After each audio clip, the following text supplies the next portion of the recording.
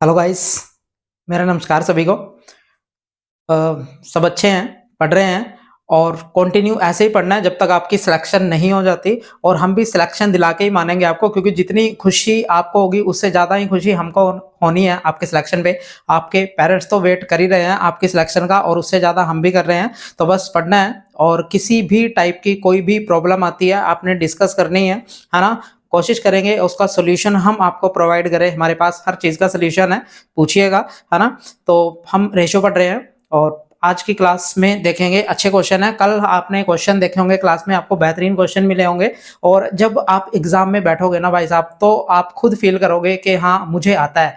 आप के एग्जाम में अगर 10 क्वेश्चन मैथ के आएंगे, तब आगे से आप ये बोलोगे कि 20 क्वेश्चन मैथ के आए। आपको इतनी सेटिस्फेक्शन मिलेगी मैथ के क्वेश्चन करने पे। तो करते हैं स्टार्ट, फिर रेशो कंटिन्यू करते हैं, है ना। देखिएगा क्वेश्चन, पढ़िएगा। क्वेश्चन में लिखा है the ratio of income in two consecutive year is 2:3। अच्छा, कोई भी बंदा है उसकी दो कंसेक्टिव ईयर की इनकम का रेशो आपको दे रखा है। कंसेक्टिव तो जानते हो, कंसेक्टिव का मतलब होता है लगातार, कंटिन्यू, है ना। मान लो ये पहले साल की इनकम है उसकी, और ये दूसरे साल की इनकम है ना। ये किसी बंदे की इनकम का रेशो दे रखा है, ये किसी बंदे की इनकम का रेशो आपको दे रखा है। अच्छा, और क्या दे रखा है आपको, क्या दे रखा है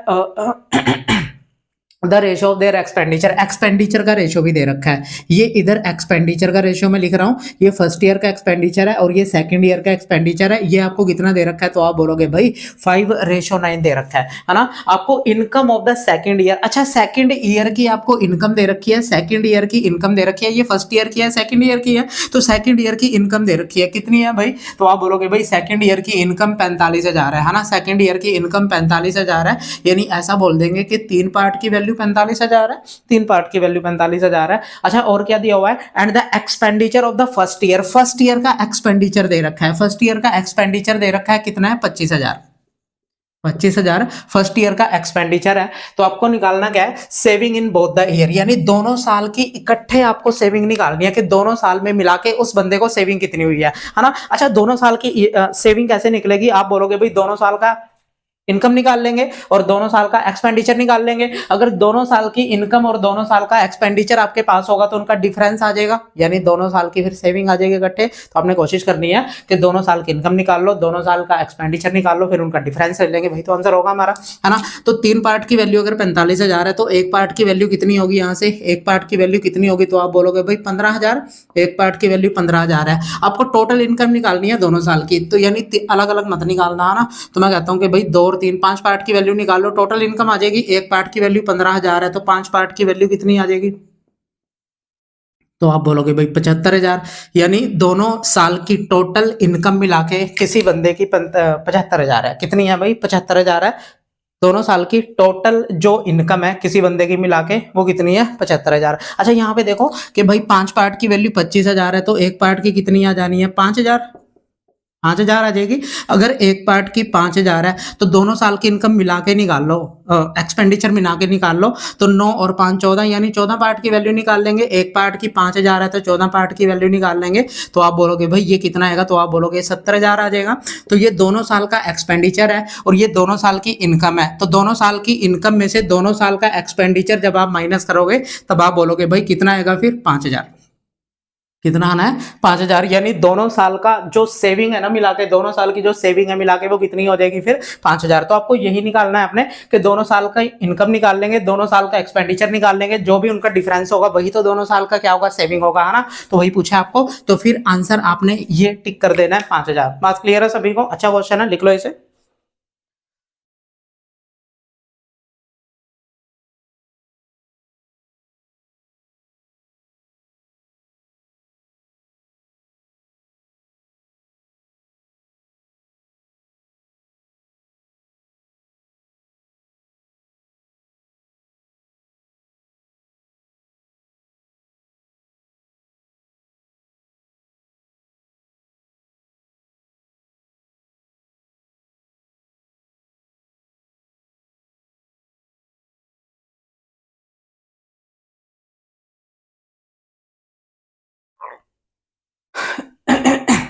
अच्छा देखो, अगली जो टाइप है ये बहुत ज़्यादा इंपॉर्टेंट है और ये एग्जाम में बहुत ज़्यादा पूछी जा रही है। आप ऑल ईयर के कोई भी एग्जाम उठा के देखोगे, चाहे वो स्टेट का है, पंजाब का है, हरियाणा का है, या फिर कोई भी स्टेट है। स्टेट तो पता ही है, 28 स्टेट है तुम्हारे पास है।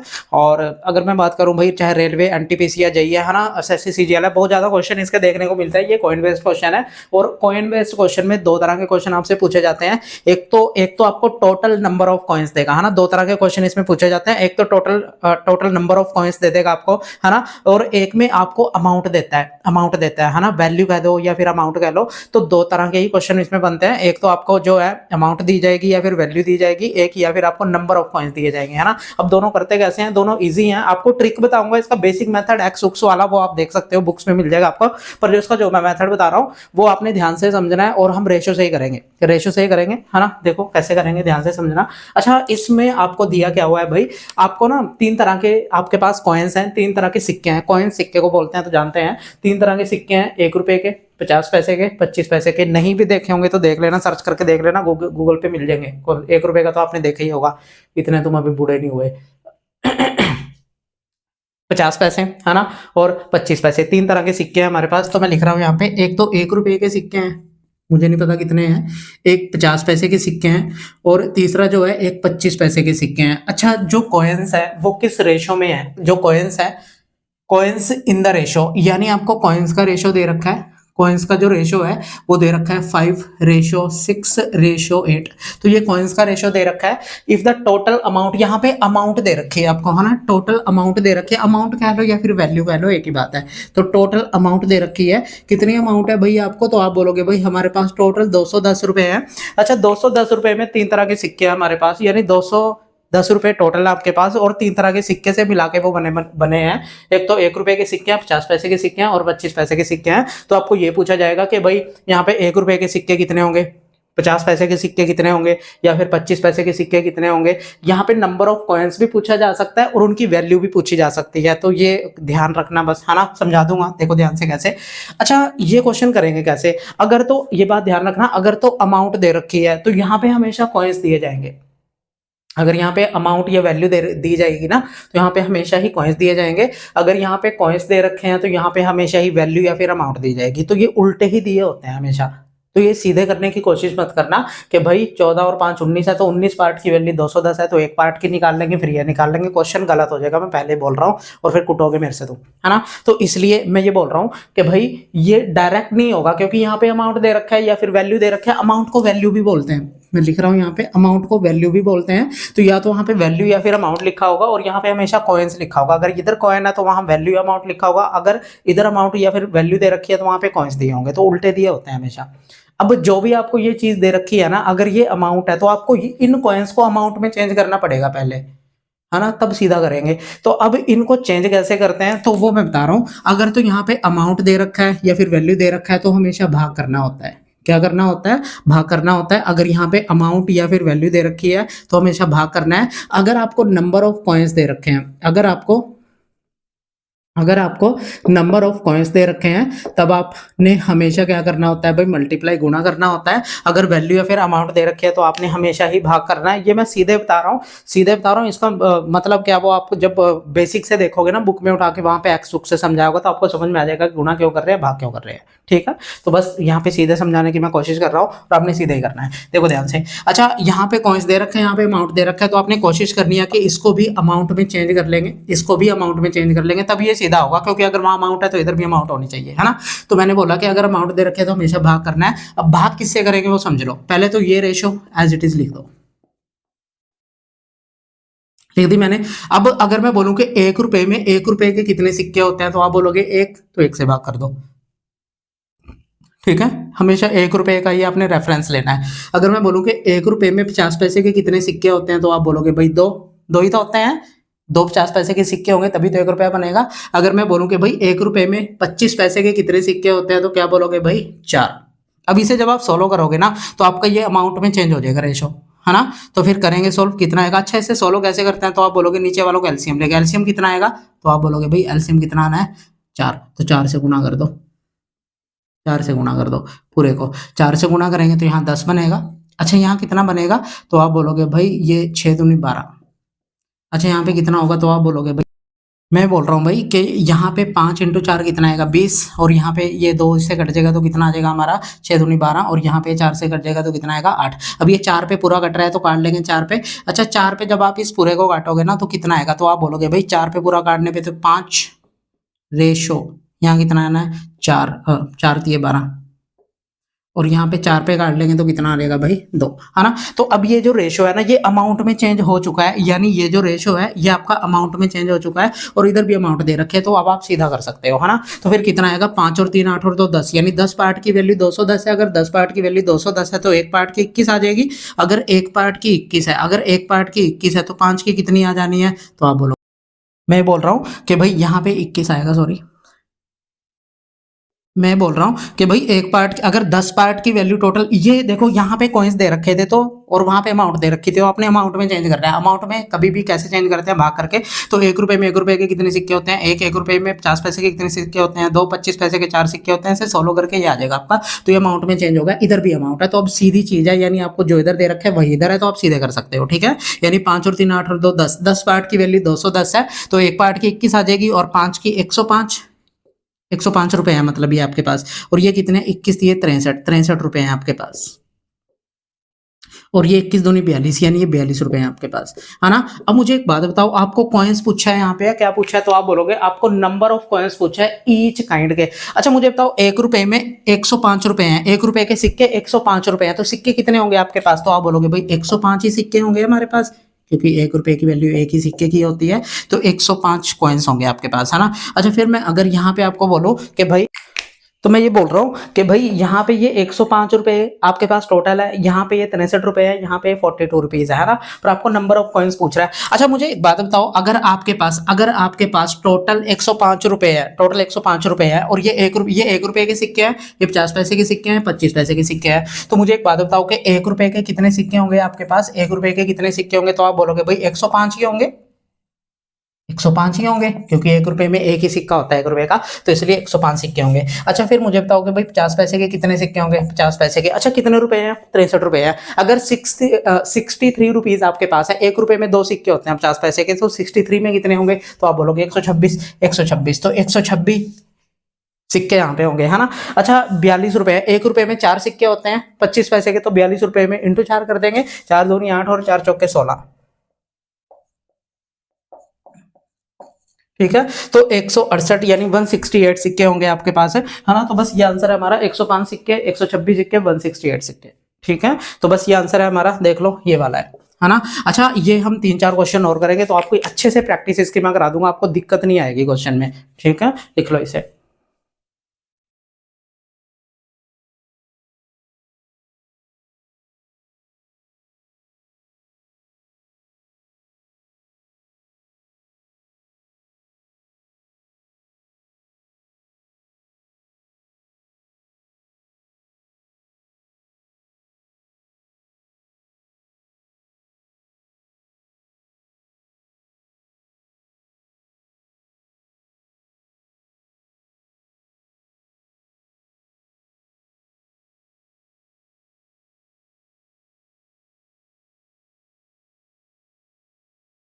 क्वेश्चन नंबर 32 है। क्वेश्चन नंबर 32 में देखो क्या लिखा है। अच्छा मैंने आपको यही बोला है कि आपके पास दो तरह के सिक्के, दो तरह के क्वेश्चन आपको दिए जाएंगे। एक में तो आपको अमाउंट दिया जाएगा या फिर वैल्यू दिया जाएगा, और दूसरे में आपको नंबर ऑफ कॉइन्स देगा। तो यहाँ भी आपको अमाउंट दे रखा है, अगर अमाउंट दे रखा है तो सेम क्वेश्चन है। अगर कभी भी अमाउंट दे रखा है, अमाउंट कितना दे रखा है, तो आप बोलोगे भाई 32 रुपए दे रखा है। अगर अमाउंट है तो हमेशा क्या करेंगे, भाग। अगर अमाउंट दे रखी है या फिर वैल्यू दे रखी है, या तो अमाउंट दे रखी होगी या फिर वैल्यू बोला होगा। अगर अमाउंट और वैल्यू दे रखा है ना यहाँ पे, तो हमेशा भाग करना है। अगर यहाँ पे नंबर ऑफ कॉइन्स दे रखा है तो हमेशा आपने क्या करना है, गुणा करना है, बात ध्यान रखनी है। अब यहाँ पे आपको वही 3 तरह के सिक्के हैं, 1 रुपए के, 50 पैसे के और 25 पैसे के, 3 तरह के सिक्के हैं। तो मुझे बताओ भाई किस रेशो में सिक्के हैं, तो आप बोलोगे जो कॉइन्स है वो किस रेशो में है, तो आप बोलोगे भाई जो है वो 4 5 और 6 इस रेशो में कॉइन्स हैं। तो मैंने आपको यही बोला कि अगर यहाँ कॉइन्स है तो यहाँ पे अमाउंट दिया जाएगा, ये चीज उल्टी दी होगी हमेशा, है ना। अगर यहाँ पे कॉइन्स है तो यहाँ अमाउंट दिया होगा, अगर यहाँ पे अमाउंट है तो वहाँ पे कॉइन्स दिया होगा, है ना। अब अगर यहाँ पे अमाउंट दे रखी है तो इसको भी अमाउंट बनाना है, और अमाउंट बनाने का तरीका मैंने आपको अच्छे से समझा दिया कि भाई अगर अमाउंट वहां दे रखा है तो भाग कर देंगे, है ना। पहले तो इस रेशो को एज इट इज लिख लो, आप इस रेशो को एज इट इज लिख लो, लिख लिया। अच्छा फिर 1 रुपए में 1 रुपए के कितने सिक्के होते हैं? 1 रुपए में 50 पैसे के कितने सिक्के होते हैं? 2 1 रुपए में 25 पैसे के कितने सिक्के होते हैं? 4। तो ऐसे कर देंगे। अब ये जो रेशियो है ये अमाउंट में चेंज हो गया, इसे सोल्व करना हम जानते हैं। नीचे वालों को जो भी एलसीएम है, जैसे 4 है तो इस 4 से गुणा कर देंगे पूरी रेशियो को। इसका फायदा ये होगा नीचे वाले कट जाएंगे, तो 4 × 4 कितना आ जाना है? 16। ऐसे ही है, 4 × 4 कितना आ जाना है? 16। अच्छा ये 2 इससे 2 बार कटेगा तो 5 × 2 कितना आ जाएगा? 10।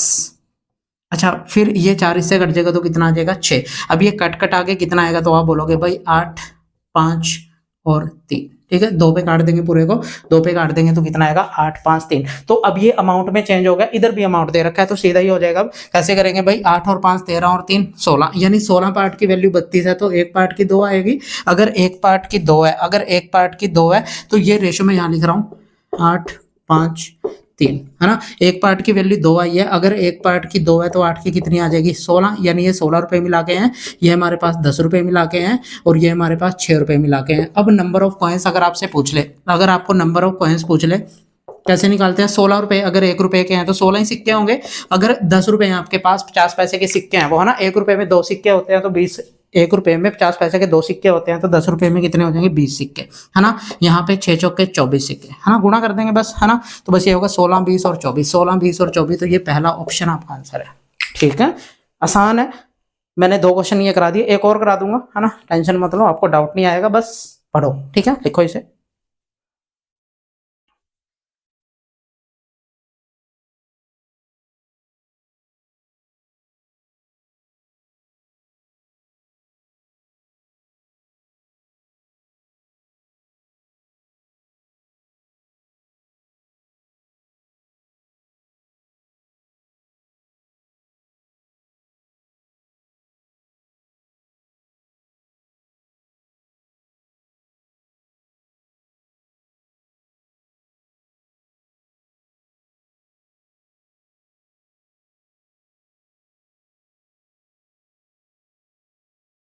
तो चलिए फिर अगला क्वेश्चन नंबर 33 है, ये भी कॉइन बेस्ड क्वेश्चन है। अच्छा यहाँ भी आपको अमाउंट दे रखी है, यहाँ भी आपको अमाउंट दे रखी है, कितने गई ये, है ना, यहाँ भी आपको अमाउंट दे रखी है और कितनी अमाउंट है भाई? 410 रुपए, है ना, 410 रुपए अमाउंट है। अमाउंट का मतलब आपको या तो वैल्यू बोला होगा या फिर रुपीज वहां पे लिखा होगा, उसे अमाउंट ही बोलते हैं।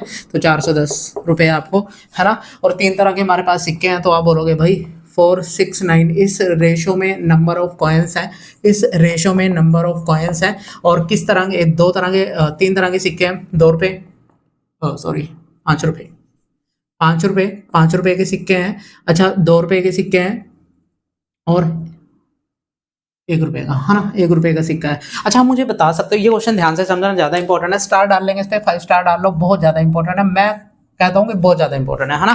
तो देखो ध्यान से कैसे है। अच्छा ये कॉइन्स है, वो अमाउंट है, तो दोनों अलग अलग चीजें हैं। अगर दोनों अलग अलग चीजें हैं तो आपने हमेशा, अगर वहां अमाउंट है तो इसको भी अमाउंट में चेंज कर दो, अमाउंट को और क्या वैल्यू भी बोलते हैं, है ना। तो यहाँ पे देखो भाई, यहाँ पे हम क्या करेंगे, इसे अमाउंट में चेंज कर देंगे। तो अमाउंट में कैसे चेंज करते हैं? पहले तो इस रेशो को एज इट इज लिख देंगे, इस रेशो को एज इट इज लिख देंगे। अच्छा मुझे बताओ 1 रुपए में 5 रुपए के सिक्के कितने होते हैं? 1 रुपए में, ध्यान से समझना, 1 रुपए में 5 रुपए के, हमेशा 1 रुपए का ही रेफरेंस लेना है। 1 रुपए में 5 रुपए के सिक्के कितने होते हैं? कितने होते हैं?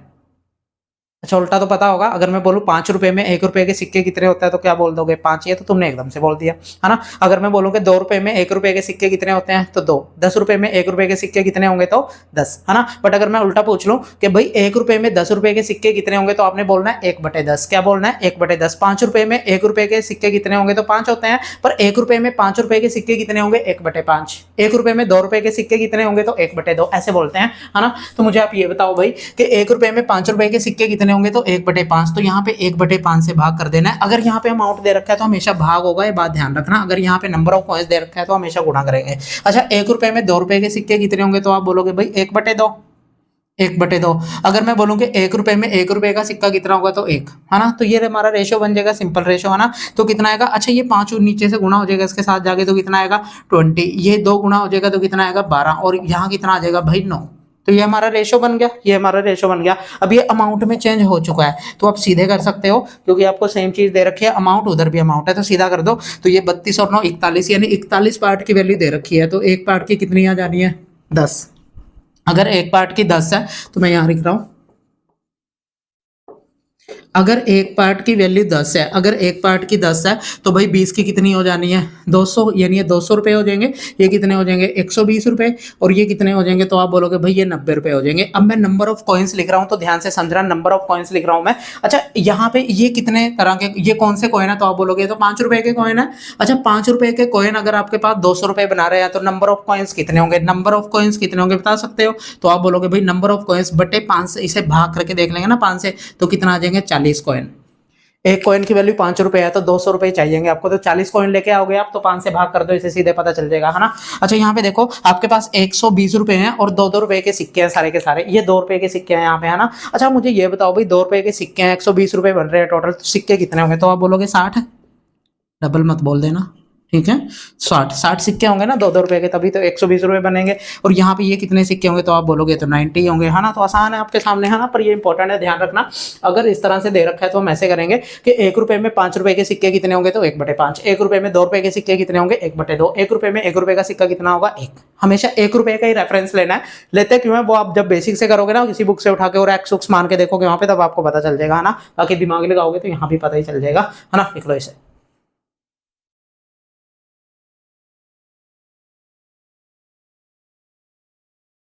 अच्छा आपको पूछा क्या है, आपको 2 रुपए के ये पूछा कि 2 रुपए के कितने सिक्के होंगे, है ना। 2 रुपए के कितने सिक्के होंगे तो आंसर क्या आ जाएगा 60 सिक्के होंगे 2 रुपए के, तो आपको यही तो पूछा है फिर, है ना। चेप लो इसे।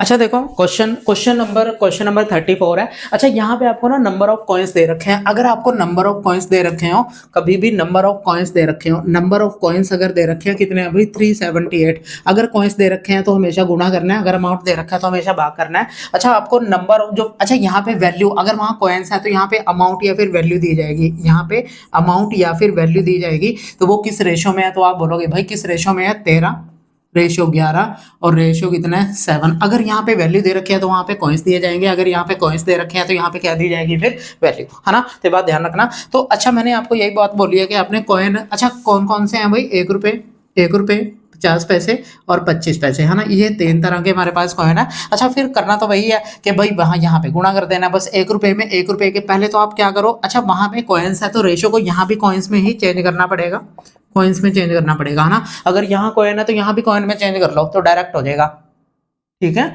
अगर यहाँ पे अमाउंट है तो वहां भी अमाउंट है तो सीधा हो जाता है, पर वहां पे हमेशा उल्टा दिया होता है, अगर यहाँ पे अमाउंट है तो वहां पे कॉइन्स दिया जाएगा, अगर यहाँ पे कॉइन्स है तो वहां पे अमाउंट दिया जाएगा, तो आपने इसलिए चेंज करना होता है सेम, ठीक है। तो बस मैं ये बोल रहा हूँ कि भाई यहाँ पे अमाउंट है, यहाँ पे कॉइन्स में चेंज करना है क्योंकि उधर कॉइन्स है ना। अब कैसे होगा तो गुणा करना है, बस सिंपल सी बात, अगर कॉइन्स वहां दे रखे हैं तो आपने गुणा करना है। अच्छा 1 रुपये में 1 रुपये, पहले तो इस रेशो को सिंपल ऐसे लिख लो, लिख दिया। 1 रुपये में 1 रुपये के कितने कॉइन होते हैं तो आप बोलोगे एक ही होता है ना, तो गुणा कर देंगे। अच्छा 1 रुपये में 50 पैसे के कितने सिक्के होते हैं 2, तो 2 से गुणा कर देंगे।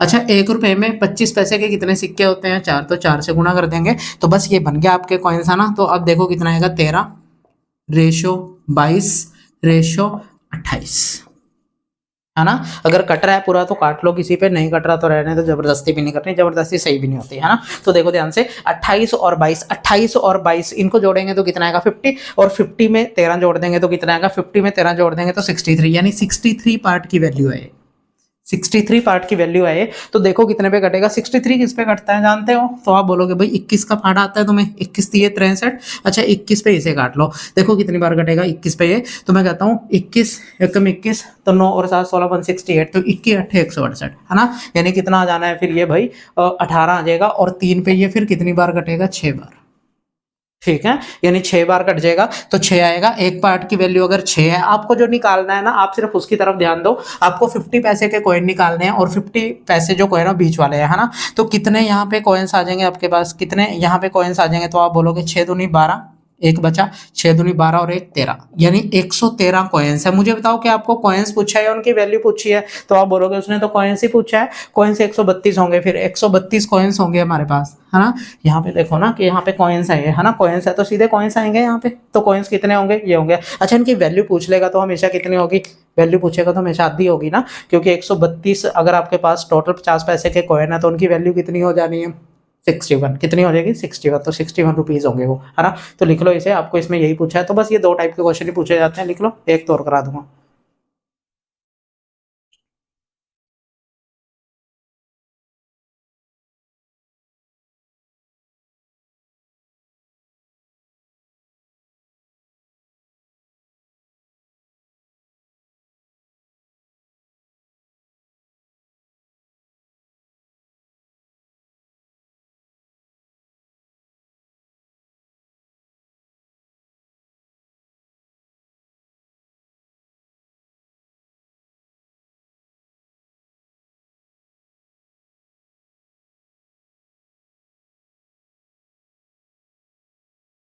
अच्छा देखो, क्वेश्चन में लिखा है कि एक बैग में टोटल 3 तरह के सिक्के हैं, 1 रुपए, 50 पैसे, 25 पैसे, टोटल 175 कॉइन्स आपको दे रखे हैं, टोटल 175 कॉइन्स आपको दे रखे हैं, है ना।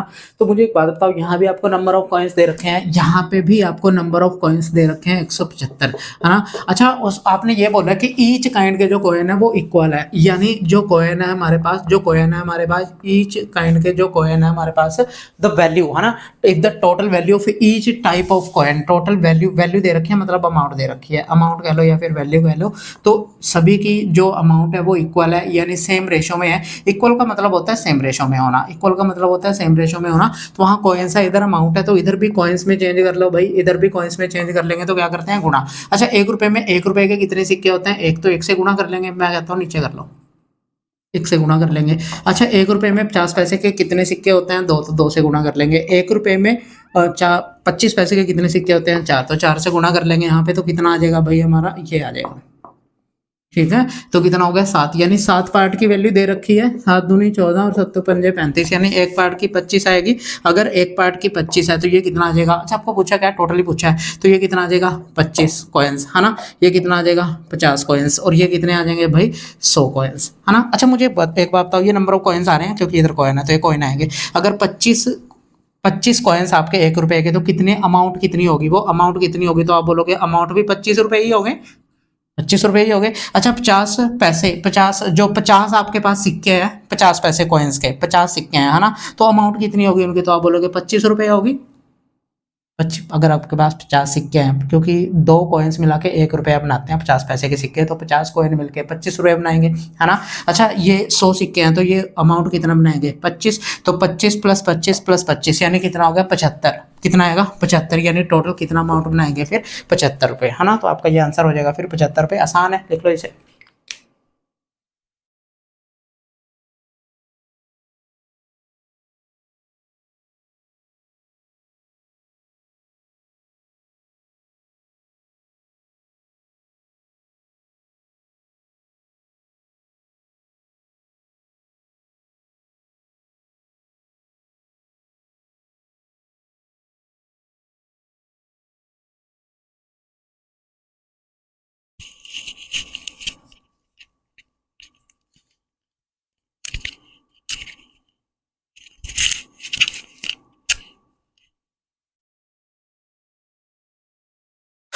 अच्छा, हम देखो अगला क्वेश्चन, ये क्वेश्चन नंबर 36 है, और ये क्वेश्चन बहुत खतरनाक है, मैं कहता हूँ बहुत खतरनाक क्वेश्चन है, और ऐसे क्वेश्चन आपको एक और कराऊंगा मैं, ठीक है, क्योंकि दो क्वेश्चन जरूरी हैं, तभी आपकी अच्छे से प्रैक्टिस होगी। अब इस क्वेश्चन को करने का तरीका समझ लो क्या है। अगले क्वेश्चन, ये क्वेश्चन में 1 मिनट तो कम से कम लेगा, है ना। अगर कैलकुलेशन सही है तब 30-40 सेकंड तक हो सकता है, पर इसमें 1 मिनट तो कम से कम लगेगा ही। तो मैं अच्छे से समझाऊंगा टाइम लगा के आपको, चाहे मेरे 5 मिनट लगे चाहे 6 मिनट लगे, तो ध्यान से समझनी है बात, है ना। और ये क्वेश्चन बहुत ज्यादा इंपॉर्टेंट है, मैं कहता हूँ 7 स्टार क्वेश्चन है ये, 7 स्टार।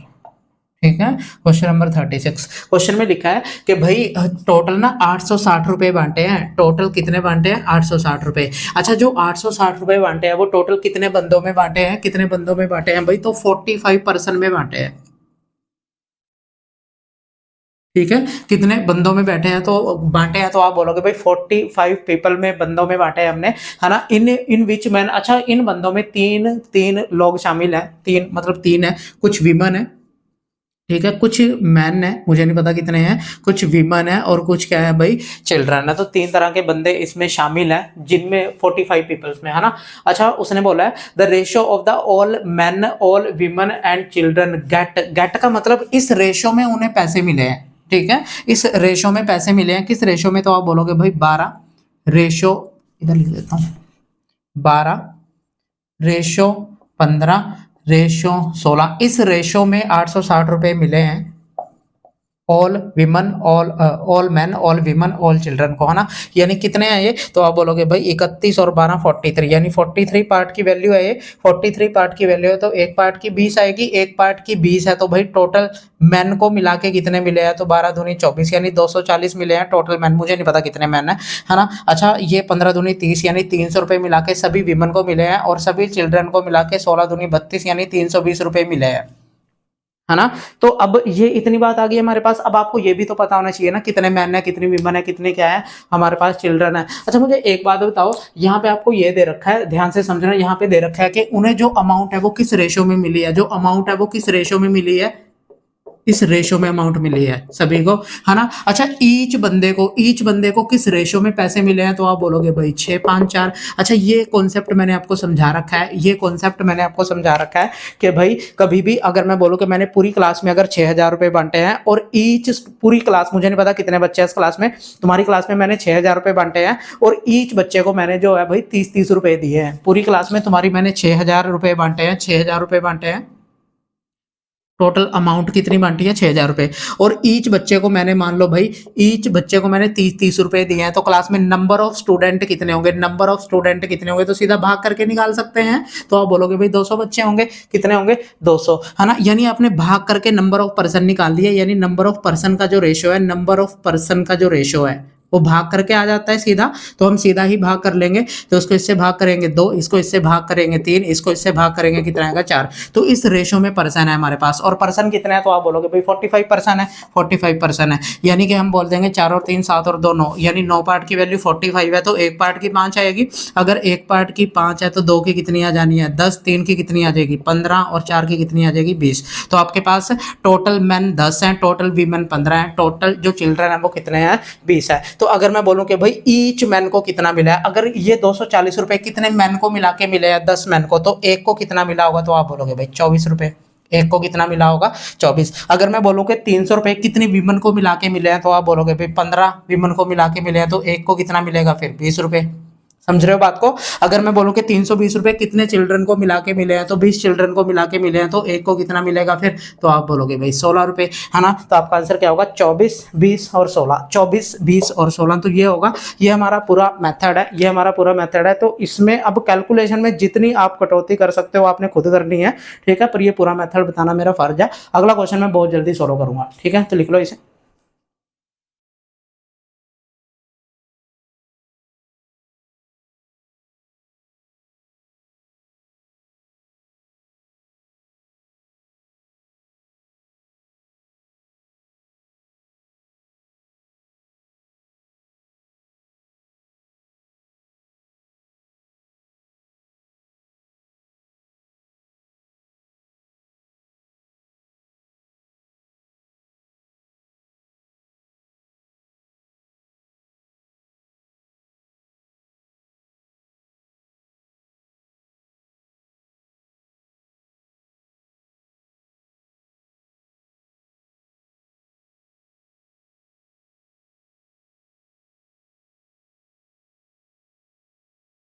तो प्यारे बच्चों, खुला चैलेंज है आपके सामने, खुला चैलेंज आपके लिए, और ये क्वेश्चन ट्राई करो, और आपके लिए एग्जैक्ट 1 मिनट में आपको दे रहा हूँ और आपने जल्दी से इस क्वेश्चन का आंसर फेंक के मारना है ना। और आपके लिए टाइम स्टार्ट होता है अभी, जितना जल्दी हो सके, जैसे शॉर्टकट जैसे मर्जी लगाना है तो करो, और जल्दी से मुझे आंसर बता दो कितना आएगा।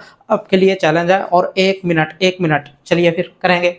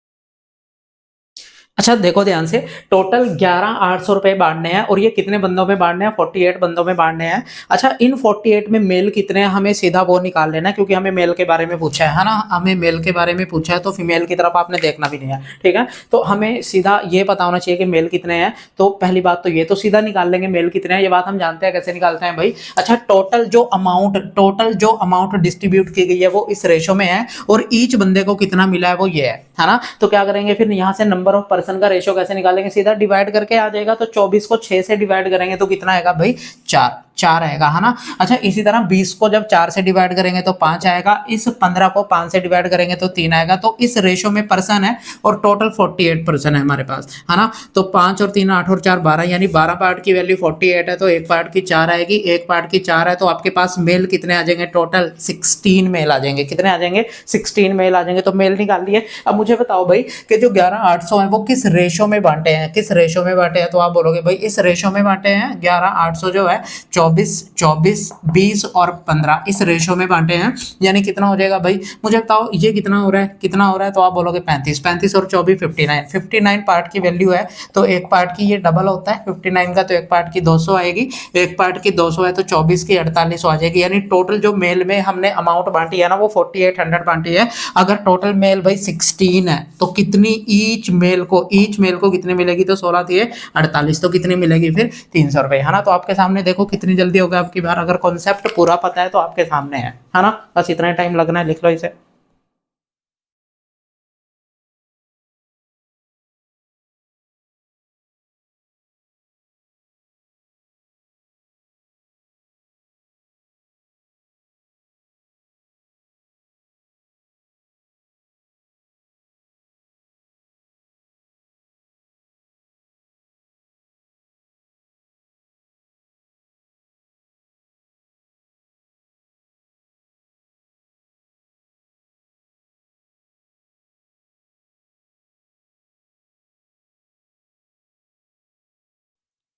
क्वेश्चन नंबर 38 है। ये क्वेश्चन मेंस का है, कोई भी एग्जाम है उसका मेंस का है। ये क्वेश्चन एक्चुअली ना सब इंस्पेक्टर में पूछा गया है, सब इंस्पेक्टर पंजाब में पूछा गया है ये क्वेश्चन, ठीक है। तो ध्यान से समझेंगे। ऐसा क्वेश्चन ये शायद सीजीएल में भी, सीजीएल मेंस में भी पूछा गया है इस तरह का क्वेश्चन। तो ध्यान से देखेंगे भाई ये क्वेश्चन होगा कैसे। अच्छा देखो ध्यान से, उसने बोला कि जो एल की इनकम है ना 125% है एम की इनकम का। अच्छा देखो, एल की जो इनकम है ना वो 125% है। 125% है किसका भाई? एम की इनकम का। एल की जो इनकम है, आई का मतलब इनकम, है ना, एम की इनकम का 125% है। अच्छा मुझे एक बात बताओ, इस 125 को अगर मैं 125 को मैं यहाँ से 125 को मैं 125/100 भी लिख सकता हूँ? लिख सकते हैं या नहीं? तो इसे फिर काट लो, 20 पंजे सॉरी 25 चौके 100 और 25 पच्चे 125, तो कितना आ जाएगा फिर एल की इनकम जो है 5/4 आ जाएगी एम की इनकम का। इतनी बात सबको क्लियर है ना? अच्छा, ये बात हम जानते हैं कि ये हमेशा इसको इंडिकेट करता है और ये हमेशा इसको इंडिकेट करता है, तो दोनों की इनकम का रेशो हम यहाँ से निकाल लेंगे, दोनों की इनकम का रेशो हम यहाँ से निकाल लेंगे, तो कितना हो जाएगा भाई 5/4। इतनी बात सबको क्लियर है? अच्छा, फिर मुझे बताओ भाई आगे एल का जो एक्सपेंडिचर है वो 120% है। एल का जो एक्सपेंडिचर है वो 120% है। 120% को ऐसे लिख देंगे, 120% है किसका भाई, किसका, एम के एक्सपेंडिचर का, एम के एक्सपेंडिचर का, है ना? अच्छा, मुझे एक बात बताओ, ये 20 छिक्के 120 और 20 पंजे 100, यानी यहाँ पे एल की इनकम, एल का एक्सपेंडिचर और एम के एक्सपेंडिचर का रेशो कितना आएगा? तो आप बोलोगे भाई 6:5। अच्छा, एक चीज और दे रखी है लास्ट में, देखो बोल रहा है कि एल की जो इनकम है ना, एल की जो इनकम है वो कितनी दे रखी है? एल की इनकम 180% है, 180% है किसका भाई, एल की सेविंग का, रेशो ऑफ द सेविंग, है ना? एल की जो इनकम है 180% है एम के एक्सपेंडिचर का, सही तो करा है ना? एल की जो इनकम है 180% है एम के एक्सपेंडिचर के, है ना? तो इसे 20 × 9 और 20 पंजे, है ना? तो कितना हो जाएगा यहाँ पे एल इनकम और एम की इनकम का जो एम के एक्सपेंडिचर का जो रेशो है वो 9:5 आएगा। अब देखेंगे ध्यान से, अब देखो इसको ना बैलेंस करना होता है अपने। यहाँ पे मुझे बताओ भाई कि एल की इनकम कितनी है, 5 है। मुझे बताओ एल की इनकम यहाँ पे कितनी है, 9। एल की इनकम आपको 5 दे रखी है, पर वहां पे देखो एल की इनकम कितनी है, तो एल की इनकम कितनी है, 9। तो यहाँ पे ये इनकम सेम कर लो पहले तो, एल की दोनों साइड, वहां अगर 9 है तो इधर 9 से गुणा कर दो, यहाँ अगर 5 है तो इधर 5 से गुणा कर देंगे, है ना? तो कितना आएगा भाई यहाँ पे 45 और रेशो 9 चौके 36। इतनी बात सबको क्लियर है? अब मुझे एक बात बताओ, एल की इनकम यहाँ भी 45 है, एल की इनकम यहाँ भी 45 है ना? तो कितना हो जाएगा 45, रेशो कितना आ जाएगा 25। अब मुझे बताओ एम का एक्सपेंडिचर, एम का जो एक्सपेंडिचर है, अच्छा एम की इनकम देखो, एम का एक्सपेंडिचर क्या दोनों जगह सेम है? तो आप बोलोगे भाई एम का एक्सपेंडिचर यहाँ पे कितना है, 6 है, और यहाँ पे एम का एक्सपेंडिचर कितना है, एम का एक्सपेंडिचर कितना है, 5 है, और यहाँ पे एम का एक्सपेंडिचर 25 है, तो इसे भी सेम कर लेंगे, यानी 5 से गुणा कर देंगे, तो कितना आएगा भाई 30:25। अच्छा, अब आप चेक करो क्या हर चीज सब जगह सेम है? तो एल का जो इनकम है वो 45 है, एल की इनकम यहाँ भी देख लो चाहे कितनी है, 45 है। अच्छा, एम का एक्सपेंडिचर यहाँ पे 36 है, तो एम का एक्सपेंडिचर हमने गलत लिख दिया क्या? अच्छा, एम की इनकम है, एम की इनकम 36 है, तो एम की इनकम और तो कहीं नहीं है, एम की इनकम ठीक है जी कहीं नहीं है ना? अच्छा, यहाँ पे देखो एल की जो एक्सपेंडिचर है वो 30 है, एल का एक्सपेंडिचर 30 है। अच्छा, एम का जो एक्सपेंडिचर यहाँ 25 है, तो यहाँ भी 25 है, तो हर जगह सेम है। अब आपको पूछा क्या वो देख लो, आपको सेविंग निकालनी है एल की और एम की। अच्छा, किसी भी बंदे की सेविंग अगर निकालनी हो, एल और एम इनकी सेविंग निकालनी है। अच्छा, सेविंग के लिए इनकम माइनस एक्सपेंडिचर, तो एल की इनकम कितनी है, तो एल की इनकम कितनी है, 45। अच्छा, एल का जो एक्सपेंडिचर है, एल का जो एक्सपेंडिचर है वो कितना है भाई, 30, यानी 45 में से 30 माइनस गए तो कितना आएगा फिर, 15। ठीक है, तो मैंने क्या किया, एल की इनकम में से एल का एक्सपेंडिचर माइनस कर दिया, तो कितना आएगा फिर 15। अच्छा, अब देखो एम की इनकम 36 है, एम की इनकम 36 है, और एम का एक्सपेंडिचर कितना है, एम का एक्सपेंडिचर 25, यानी 36 में से 25 माइनस करेंगे तो कितना आ जाएगा फिर, कितना आएगा फिर 11, है ना? तो 15:11 आ जाएगी फिर इनकी सेविंग का रेशो, 15:11 है ऑप्शन में। तो आप बोलोगे भाई 15:11, इंपॉर्टेंट क्वेश्चन है, लिख लो इसे। अपने पास बैलेंस करना है। इनकम अगर यहाँ कुछ और है तो वहां भी अगर इनकम कुछ और दिख रही है तो वो बराबर कर लो, अगर एक्सपेंडिचर इधर कुछ और है और उधर एक्सपेंडिचर कुछ और है तो वो बराबर कर लो, वो बराबर करके आपका ईजिली हो जाएगा। ठीक है, लिख लो इसे।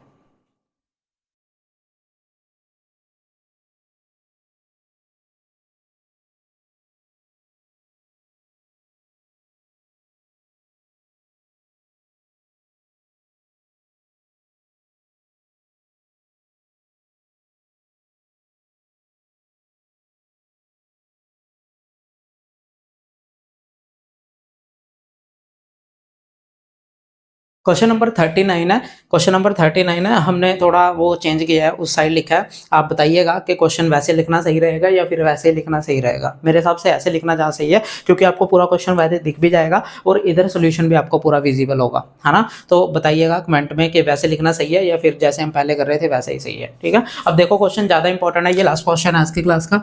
ये लास्ट क्वेश्चन है और सबसे ज़्यादा इंपॉर्टेंट क्वेश्चन यही है। देखेंगे ध्यान से, ये क्वेश्चन बहुत ज़्यादा पूछा गया है, चाहे वो टीचिंग एग्जाम है चाहे कोई भी एग्जाम है ना। A man order 4 pair of black socks and some pair of brown socks. अच्छा, उसने ये बोला है कि भाई जो 4 पेयर है, 4 पेयर वो उसने किसके भाई ब्लैक वाली के है ना, 4 पेयर उसने ब्लैक वाली सॉक्स के खरीदे हैं।